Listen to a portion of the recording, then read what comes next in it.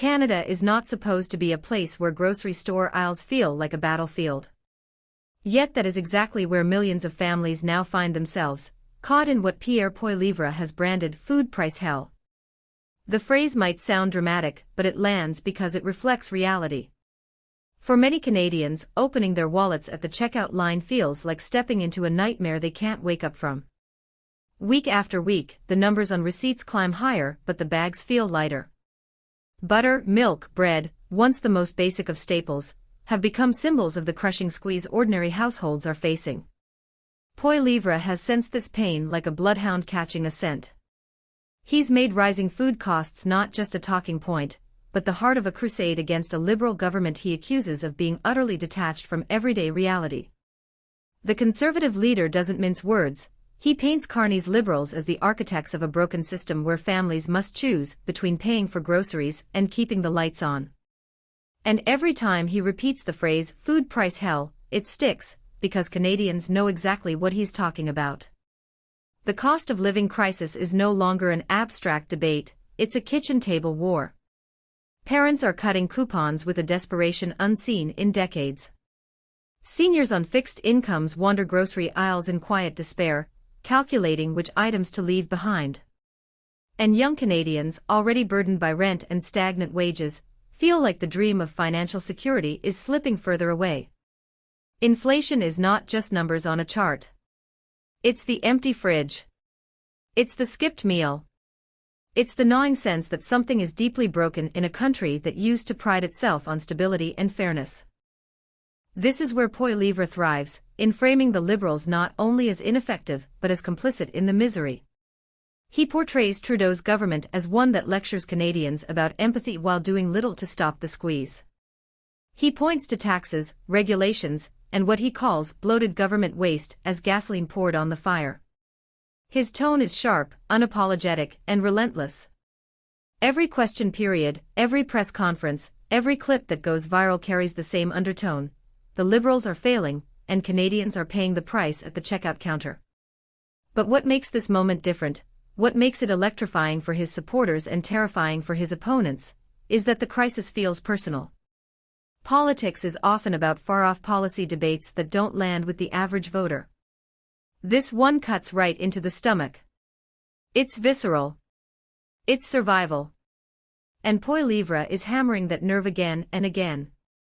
He's framing himself as the champion of affordability, the fighter who will stand up to what he calls greedy gatekeepers and clueless Liberals. The anger in his words mirrors the frustration simmering across Canada. It's no longer just about statistics, it's about humiliation at the checkout line. Parents explaining to kids why their favorite snacks are no longer affordable. Workers juggling multiple jobs and still struggling to fill their carts. The country is cracking under the pressure of what feels like endless increases, and Poilievre is channeling that fury into a political weapon sharper than anything the Liberals have faced in years. But here's the key, it's not just fury. It's storytelling. By calling it food price hell, he transforms what could have been another dry debate into a firestorm of imagery. Canadians don't need an economist to explain it. They live it. And when Poilievre puts it into words, he isn't just describing a crisis, he's giving it a name, a brand, a rallying cry. That's why his message spreads so fast on social media, why clips of his speeches rack up millions of views. It resonates because it captures the mood of a nation that feels cornered. And the Liberals? They look flat-footed. Each time they try to counter, each time they talk about global inflation or promise long-term fixes, the answers land with a thud. Because for Canadians in food price hell, the suffering is now. They don't want excuses, they want relief. And the longer this gap between rhetoric and reality lingers, the stronger Poilievre's message becomes. He's not just opposing the government, he's casting himself as the voice of the people against a political elite that doesn't understand their pain. Restored. That was his promise.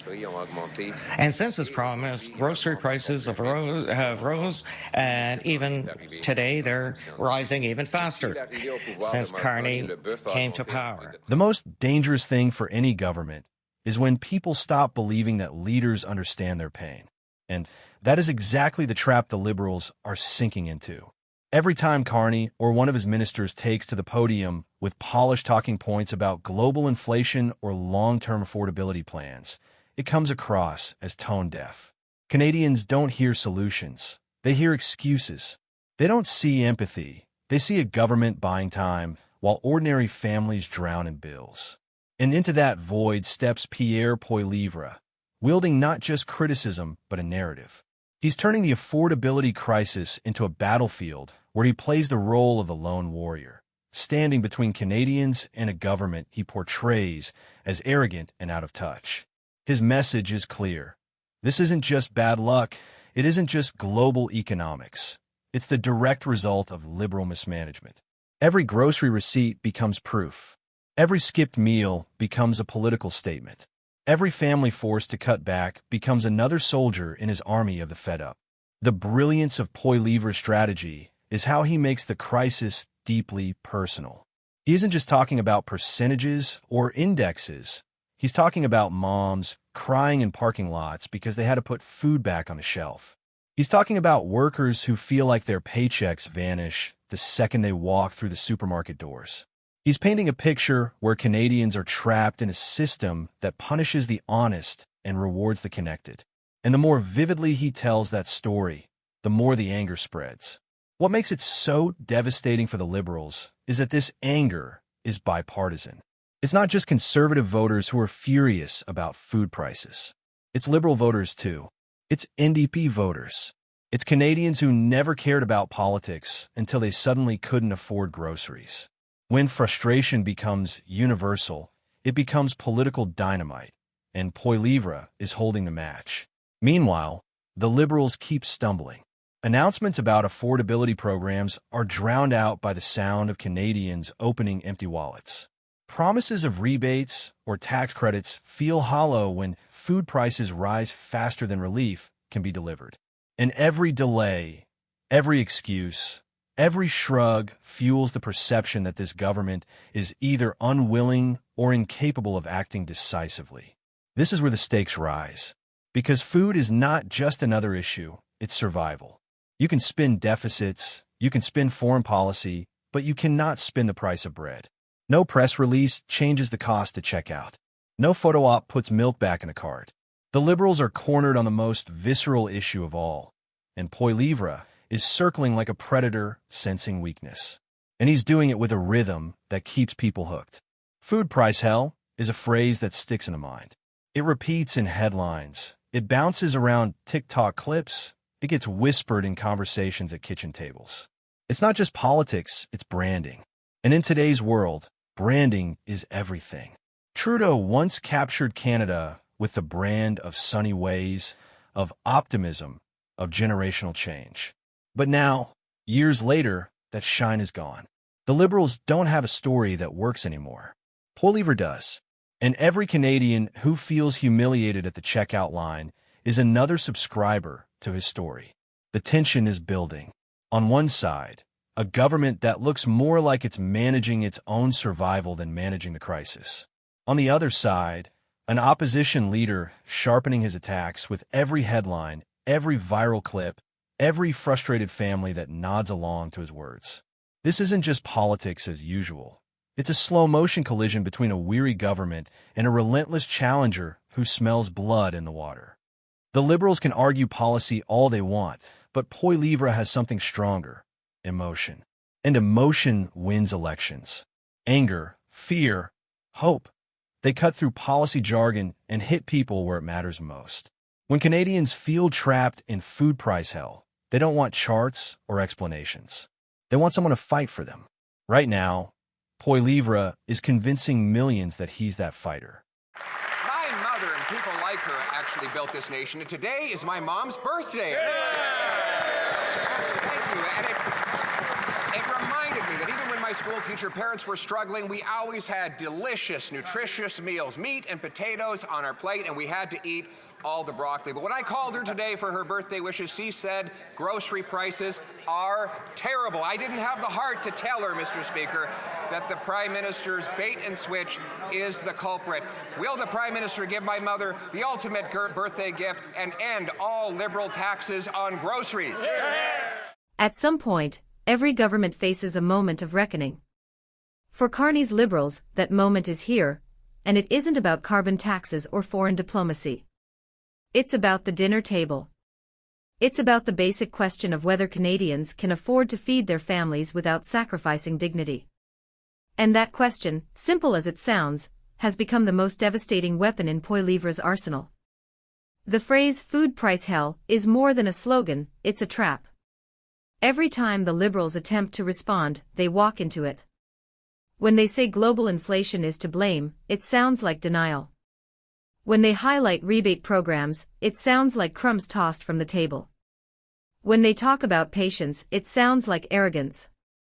And every failed response amplifies Poilievre's narrative, that the Liberals are not just failing, but fundamentally incapable of understanding the urgency of this crisis. This is why the debate over food prices feels less like a policy squabble and more like a cultural shift. Canadians are not looking at government as a distant institution anymore, they are judging it on whether their kids are eating well, whether their fridge is stocked, whether they can afford a simple night of groceries without checking their banking app in shame. In that context, Poilievre's message doesn't just resonate, it detonates. He's not speaking in numbers, he's speaking in scars. And the anger is contagious.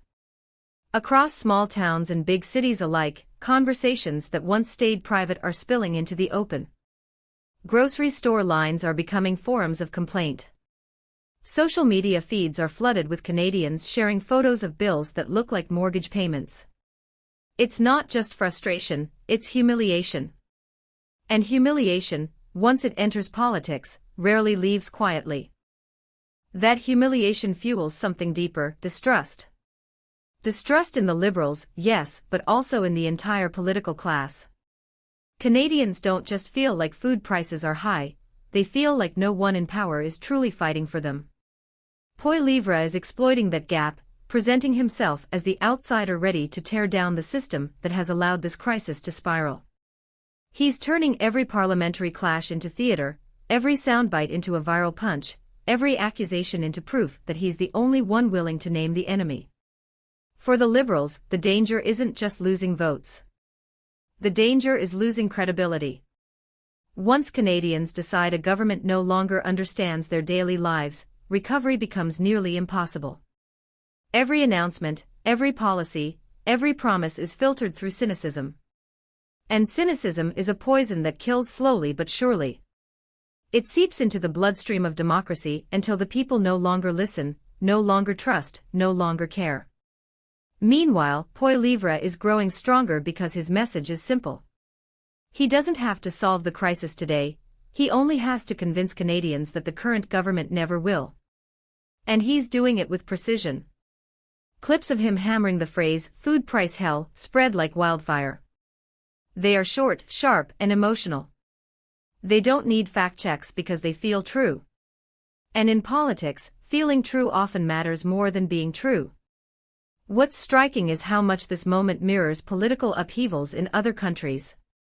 Every era has its breaking point, an issue so raw, so universal, that it reshapes the political landscape. In Canada today, that issue is affordability. And food, the most human necessity of all, has become the flashpoint. Poilievre has seized it, branded it, and weaponized it. And the Liberals, instead of neutralizing it, are fueling it with every clumsy response. The political cost is mounting. Poll numbers show an erosion of faith in the government's ability to manage the economy. But numbers don't capture the whole story. The real danger lies in the emotional tide sweeping through households. When people feel abandoned, when they feel mocked by rising bills and shrugged off by politicians, their anger doesn't fade, it grows. And anger, when it finds a champion, becomes unstoppable. This is the turning point. If the Liberals fail to reclaim the narrative, the next election won't just be a competition of ideas, it will be a referendum on survival. Do Canadians want more of the same, hell, at the grocery store, Or do they want a fighter who promises to smash the system and deliver relief? That is how Poilievre is framing the choice. And unless the Liberals find a way to dismantle that framing, they may be walking into a defeat far bigger than they imagine. My mother knew how to budget better than anyone. She could stretch a dollar farther. In fact, I think she should come in here as the finance... This crisis is no longer about groceries alone. It's about trust in leadership, faith in the system, and the very direction of the country. Canadians are staring at a choice. Endure more of the same with a government that seems blind to their struggle, or gamble on a fighter who promises to smash through the old order. Poilievre is betting everything on that choice. He's turning food price hell into a symbol of liberal failure and into a rallying cry for change. For him, the checkout line isn't just where Canadians pay for groceries. It's where they'll decide the next election. The Liberals, meanwhile, are boxed in. They can talk policy, but policy doesn't silence hunger. They can point to global forces, but excuses don't fill fridges. Unless they find a way to cut through the despair, they risk being remembered not as a government of progress, but as the one that presided over a nation where families couldn't afford to eat. That's why this battle matters. It's not about partisanship, it's about survival. And survival is the most powerful motivator in politics. Canadians will go to the ballot box with empty carts and heavy hearts, and they'll ask one simple question: who will end the hell? Canada debates.